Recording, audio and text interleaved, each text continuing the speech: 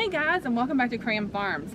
If you saw our last video, then you know we set up this Greenstalk Vertical Planter for my mother-in-law to be able to garden right outside her door, right on her ramp.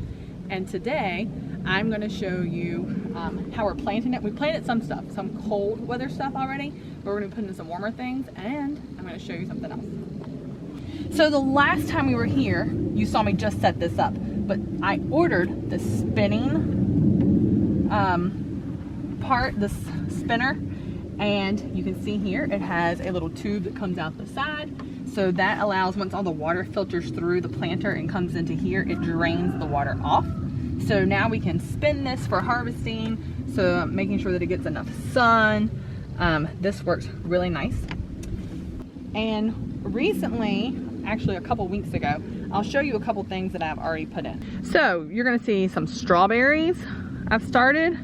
Kind of did these on a little bit of a diagonal here, strawberries. So we have 5 strawberry plants. These are radishes. And you can see I only did about 3 radishes to a little pod here. I wanted to make sure they had plenty of space.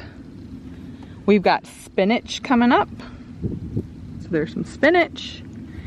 And we've put in some onions. So I use this so she could use it more for like spring onions.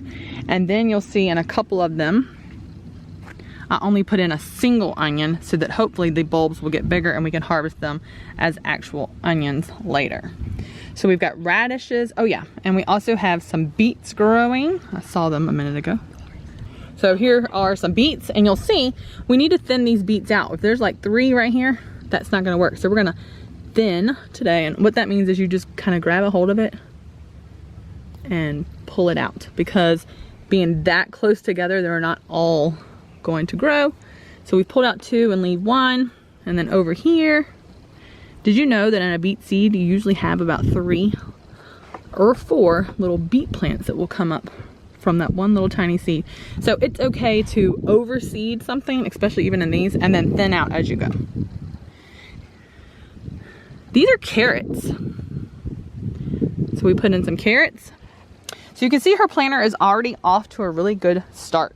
So today we're gonna start with some warmer weather things. So we've got tomatoes going in, some Greek basil, a mini pepper plant, and then I've got 2 varieties of lettuce.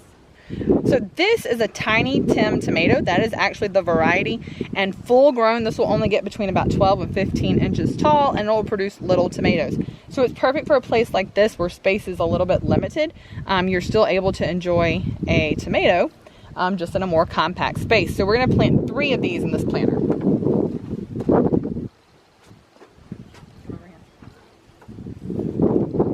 So just like if you were planting in the ground, we're gonna move the dirt.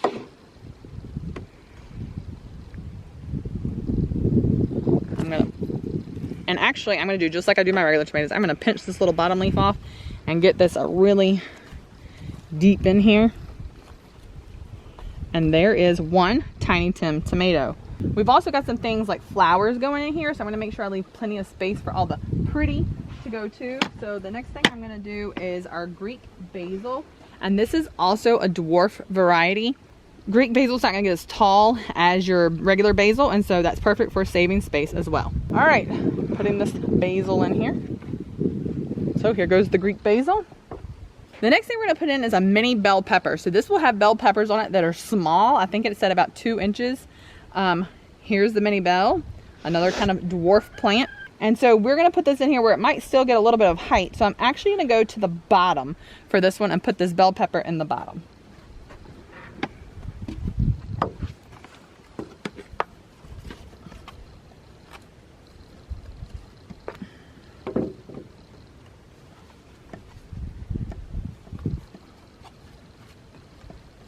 Now you could, so that my mother-in-law knows what's in these, I'm just gonna stick this mini bell tag right here just until things start coming up and she can actually tell a little bit better what they are. So now we're gonna put in a lettuce. This is just a red leaf lettuce. I put a bunch of these in our garden today.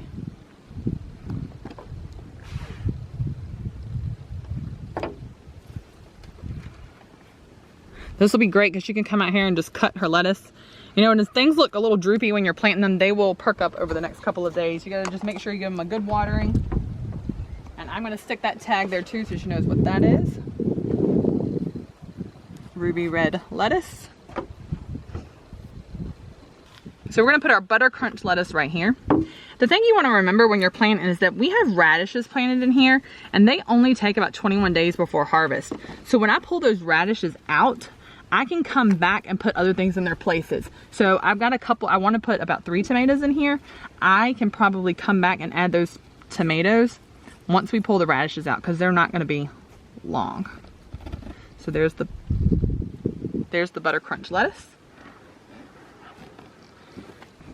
All right, we're gonna stick another Tiny Tim in here.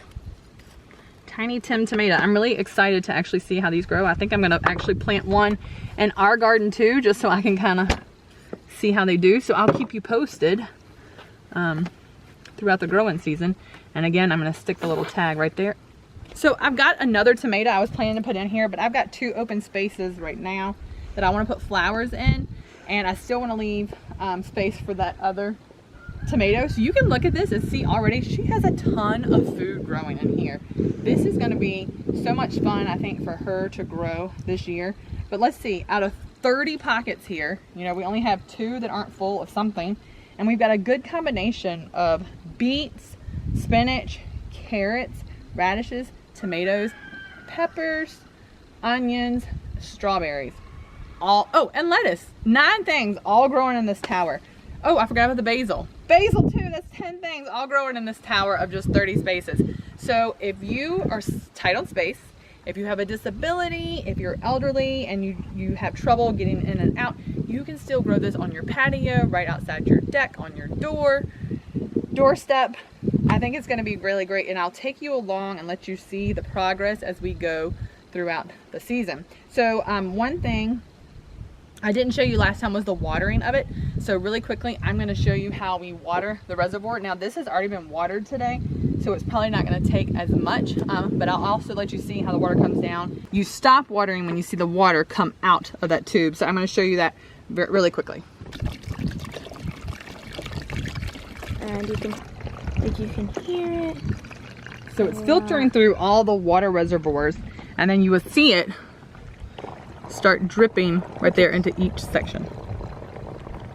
And then once it's full and everything is fully watered, that's when you will see it start coming out the tube.